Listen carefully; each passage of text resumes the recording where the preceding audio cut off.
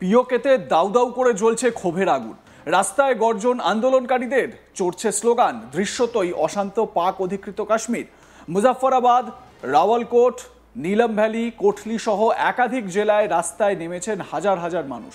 প্রধানমন্ত্রী শাহবাজ শরীফ সরকারের বিরুদ্ধে বিক্ষোভে উত্তাল গোটা অঞ্চল। এই আন্দোলনকে ইতিমধ্যেই সাম্প্রতিককালের অন্যতম বৃহৎ গণ আন্দোলন বলতে শুরু করেছেন পর্যবেক্ষকরা। প্রতিবাদকারীদের সঙ্গে সংঘর্ষে মৃত্যু হয়েছে অন্তত 12 জনের। তার মধ্যে 5 জন মুজাফফরাবাদে, 5 জন ধীরকোটে এবং 2 জন দাদিয়ালে। গুলিবিদ্ধ হয়ে গুরুতর জখম হয়েছেন 200-রও বেশি মানুষ। পরিস্থিতি সামাল দিতে নিরাপত্তা বাহিনী একাধিক জেলায় টহল বাড়িয়েছে। রবিবার থেকেই ক্রমেই পিওকের রাস্তায় রাস্তায় বেড়েছে স্লোগান।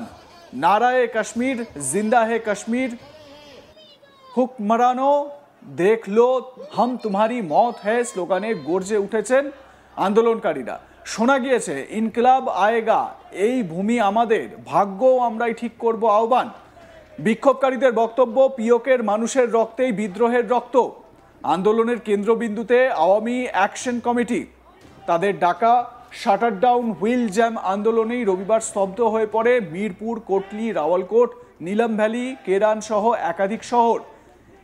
এএসির নেতা শওকত নওয়াজ মীর বলেন, 70 বছর ধরে আমাদের মৌলিক অধিকার কেড়ে নেওয়া হচ্ছে, যথেষ্ট হয়েছে, অধিকার দাও নয়তো জনরোষের মুখে পড়ো। তবে বড় অশান্তির পরিস্থিতি তৈরি হওয়ায় এএসির আপাতত আন্দোলন স্থগিত রাখার আর্জি জানিয়েছে। আপনাদের পিওকের যে আন্দোলনের ছবি, সেই 3টে মুহূর্তের ছবি দেখাচ্ছি আপনাদের, দেখুন।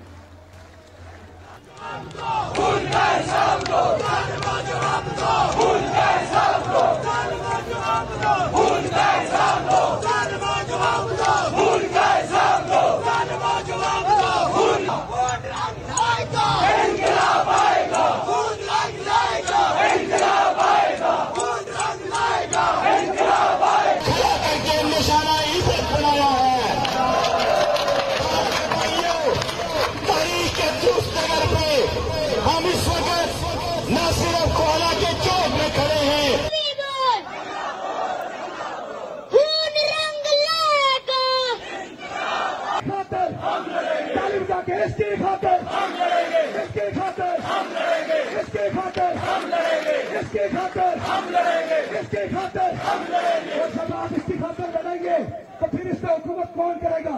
इस पे हुकूमत इस पे हुकूमत चीफ सेक्रेटरी करेगा? नहीं। चीफ सेक्रेटरी करेगा? आईजी करेगा? एजेंसियां करेगी? फौज करेगी? कौन करेगा? इस पे हुकूमत हम करेंगे। इस पे हुकूमत हम करेंगे। इस पे हुकूमत हम करेंगे। আগামী 15ই অক্টোবর থেকে ফের নতুন করে আন্দোলন গড়ে তোলার ডাক দিয়েছেন তারা। মানে যারা বিক্ষোভ করছেন তারা 15ই অক্টোবর থেকে আরো নতুন করে বিক্ষোভে সামিল হতে চলেছেন। বিক্ষোভ রুখতে ইতিমধ্যেই পাঞ্জাব থেকে সেনা কনভয় পাঠানো হয়েছে পিওকেতে। ইসলামাবাদ থেকেও আরো 1000 পুলিশ মোতায়েন করেছে পাক সরকার। একাধিক এলাকায় ইন্টারনেট পরিষেবা বন্ধ রাখা হয়েছে। সীমান্তবর্তী অঞ্চলে প্রবেশ ও প্রস্থান পথে কড়া নজরদারি চালানো হচ্ছে। দুর্নীতি, অবহেলা, মৌলিক অধিকার হরণের বিরুদ্ধে 38 দফার দাবিপত্র দিয়েছে এএসি। এর মধ্যে রয়েছে পাকিস্তানে থাকা কাশ্মীরি শরণার্থীদের জন্য বরাদ্দ 12টি বিধানসভা আসন বাতিল, ন্যায্য বিদ্যুতের দাম, সস্তায় আটা সরবরাহ এবং সামগ্রিক সংস্কার আনা। 15ই অক্টোবর থেকে আরও বৃহৎ আন্দোলনের একটা ছবি বা একটা রূপরেখা কিন্তু তৈরি হচ্ছে, সেটা অন্তত স্পষ্ট। অন্তত যে ভিডিও আমরা দেখতে পাচ্ছি তাতে করে এটা বোঝা যাচ্ছে যে এই আন্দোলন পাকিস্তানের সরকার বিরোধী আন্দোলন, সেই আন্দোলন এখনই থামবার নয়।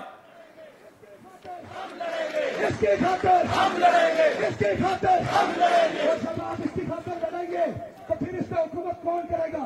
इस पे हुकूमत हम करेंगे। इस पे हुकूमत हम करेंगे। चीफ सेक्रेटरी करेगा? नहीं। चीफ सेक्रेटरी करेगा? नहीं। आईजी करेगा? एजेंसियां करेगी? फौज करेगी?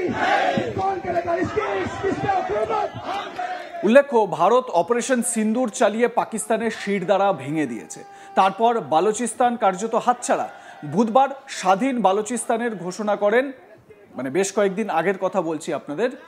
বালোচ বিদ্রোহের অন্যতম নেতা মীর ইয়ার বালোচ, তিনি তার এক্স হ্যান্ডেলে একটি পোস্ট করেন। তাতে তিনি লেখেন, ইসলামাবাদ এই অঞ্চলে কয়েক দশক ধরে অত্যাচার চালাচ্ছে। প্রশ্ন তুলে প্রশ্ন তুললেই গুম হয়ে যাচ্ছে সাধারণ মানুষ, মানবাধিকার লঙ্ঘন হয়েছে। আর পাকিস্তানের রক্তচক্ষুকে মানবে না বালুচিস্তানের মানুষ। মীর বালোচ এই ঘোষণাকে দেশের সাধারণ মানুষের রায় বলেছেন। এরপরই সোশ্যাল মিডিয়ায় ট্রেন্ড স্বাধীন বালুচিস্তান। সন্ত্রাসী রাষ্ট্র পাকিস্তানের পতন হবে, আনুষ্ঠানিক ঘোষণা খুব শীঘ্রই হবে। আপাতত আমরা আমাদের স্বাধীনতার দাবি জানাচ্ছি, ভারতকে অনুরোধ করছি যেন বালুচিস্তানে তারা সরকারি অফিস খোলে এবং আমাদেরও দিল্লিতে দূতাবাস খোলার অনুমতি দেওয়া হয়। গত মাসের শেষের দিকে বালুচিস্তানের মাস্তুং জেলার দস্ত এলাকায় ভয়াবহ হামলার ঘটনা ঘটে। আইইডি বিস্ফোরণের মাধ্যমে জাফর এক্সপ্রেসে হামলা চালায় বালোচ লিবারেশন আর্মি। এই ঘটনায় 6টি কামরা লাইনচ্যুত হয়ে পড়ে। জানা যায় মাস্টাংয়ে এই ঘটনা ঘটেছে। খবর পাওয়া মাত্রই তড়িঘড়ি পুলিশ ঘটনাস্থলে যায়। আহত যাত্রীদের ট্রেন থেকে উদ্ধার করে অ্যাম্বুলেন্সে করে স্থানীয় হাসপাতালে নিয়ে যায়। ট্রেনটিতে 250 জনের বেশি যাত্রী ছিলেন বলে খবর পাওয়া গিয়েছিল। সেই সময় সূত্রের খবর ছিল জাফর এক্সপ্রেস পেশোয়ার থেকে কোয়েটা যাচ্ছিল। রেল লাইনের একদম পাশেই বিস্ফোরণ হয়। বিস্ফোরণের তীব্রতায় ফাটল ধরে যায় লাইনে, উল্টে যায় 6টি কামরা। দুর্ঘটনার পরে ট্রেন লাইনচ্যুত হওয়ার ছবি সোশ্যাল মিডিয়ায় ভাইরাল হয়েছে, যেই ছবি আপনারা এই মুহূর্তে ফুল স্ক্রিনে দেখতে পাচ্ছেন। ভিডিওতে দেখা যাচ্ছে দুমড়ে মুচড়ে যাওয়া কামরা থেকে বের করে আনা হচ্ছে যাত্রীদের। এর আগেও বালোচ বিদ্রোহীদের সংগঠন বিএলএ তাদের তরফে জানানো হয়েছিল পাকিস্তানের 17টি জায়গায় হামলা চালানো হয়েছে। এই হামলার জেরে বালুচিস্তানের একাধিক প্রতিষ্ঠান কার্যত কেঁপে ওঠে। বিএলএ যারা বালুচিস্তানকে স্বাধীন দেশ হিসেবে দেখতে চায় তারা এই হামলার দায় স্বীকার করে নিয়েছিল। এই বিএলএর মুখপাত্র গওহরাম বালোচ জানিয়েছেন, এই অপারেশন বালুচিস্তানের মাকরান উপকূল থেকে শুরু করে কোই সুলেমানের পাহাড়ি জায়গা পর্যন্ত বিস্তৃত। পাকিস্তানের সশস্ত্র বাহিনী বালুচিস্তানে শুরু করে তল্লাশি অভিযান, যার জেরে কেচ ও পঞ্জগুর এলাকায় সংযোগ রুদ্ধ হয়ে পড়ে।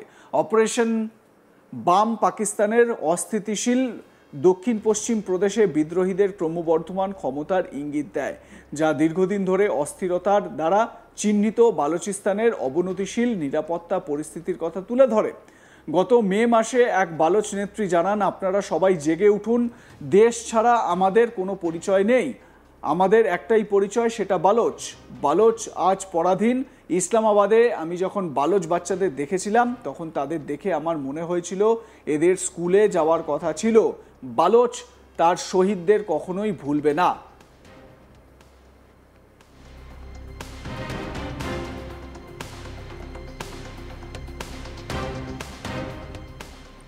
লাইক কমেন্ট শেয়ার করতে ভুলবেন না। দেখতে থাকুন আজ তাক বাংলা। সাবস্ক্রাইব করুন আমাদের ইউটিউব চ্যানেলটি, বেল আইকন প্রেস করুন নোটিফিকেশন পেতে।